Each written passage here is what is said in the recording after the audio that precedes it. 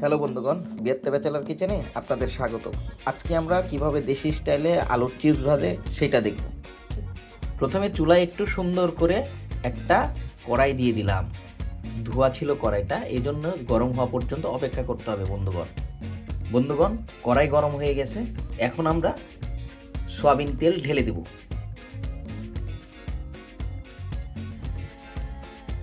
পর্যাপ্ত সয়াবিন তেল দেওয়া হয়ে গেছে।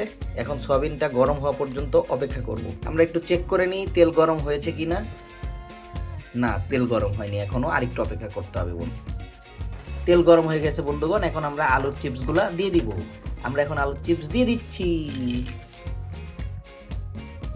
অল্প ধিমি আছে, ধীরে ধীরে ধীরে ধীরে হতে থাকবে, আমরা ধীরে ধীরে ভাজতে থাকবো।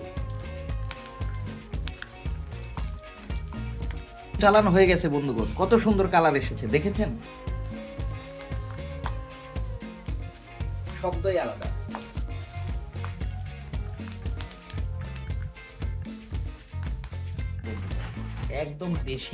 একদম দেশি আলুর চিপস। আহা কি টেস্ট! এই আলুর চিপস গুলা বন্ধুগণ বাড়ির থেকে আমার মা প্রসেস করে পাঠাইছে বন্ধুগণ। লাস্ট চালান। বন্ধুগণ, অনেকগুলো ভেজে ফেলেছি, 2-3 দিন রেখে রেখে খাওয়া যাবে।